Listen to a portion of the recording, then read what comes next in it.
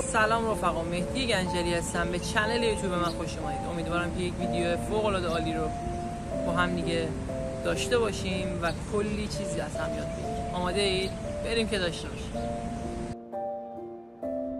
امیدوارم که هر لحظه حالتون خوب باشه، قطعا همینطوره.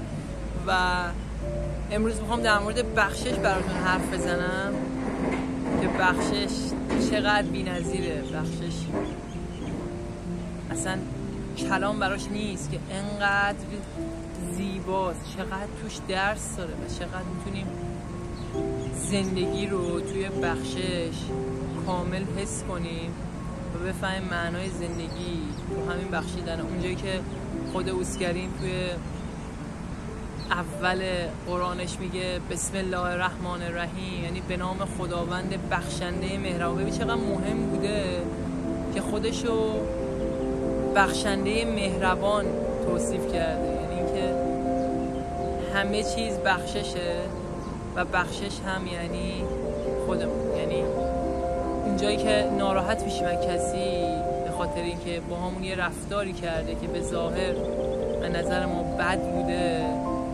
مقصر خودمون که اجازه دادیم همچین آدمی توی زندگیمون بیاد.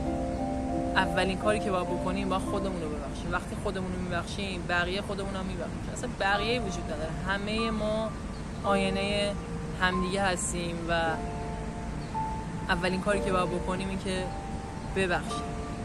اونجایی که حضرت محمد رو روی سرش آشغال میریزن و میگن طرف کسالت پیدا کرده و نیاز به دعاهای شما و کمک شما داره، حتی یک لحظه هم فکر نمیکنه که اون آدم روی سر من آشغال ریخته و میره یادتش و براش دعا میکنه و اون طرف حیران میمونه و برای طرف طلب آموزش میکنه. و چه حالی رو داشته تجربه میکرد از محمد که انقدر از درون بزرگ شده بوده که براش اون اتفاق اصلا چیزی نبوده.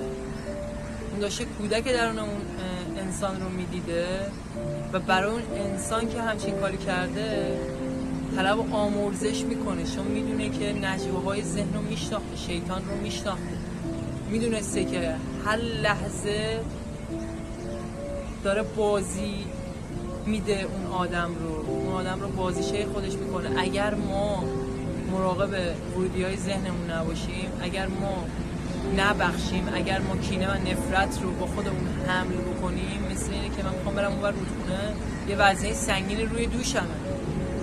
خب این سخته، من میرم زیر آب خاطر سنگینی اون وزنه. و ما نباید کینه و نفرت رو با خودمون حمل کنیم، چون همیشه یک گوشه از درونمون این کینه و نفرت حضور پیدا میکنه و وجود داره و نمیذاره، پاشنه آشیلمون میشه و نمیذاره ما به هدفمون برسیم. خیلی مهمه. من خودم شده که کسی رو بخشیدم که کسی که بخشیدم یعنی خودم رو بخشیدم و باعث شده که پرواز کنم به اون چیزایی که میخوام برسم و در کسری از ثانیه. یعنی وقتی که از درون و با نیت الهی میبخشی، واقعا کمتر از یک روز تو به اون چیزی که میخوای میرسی و انگار خدا منتظر بوده این گره رو تو وا کنی تا به اون هدف برسی.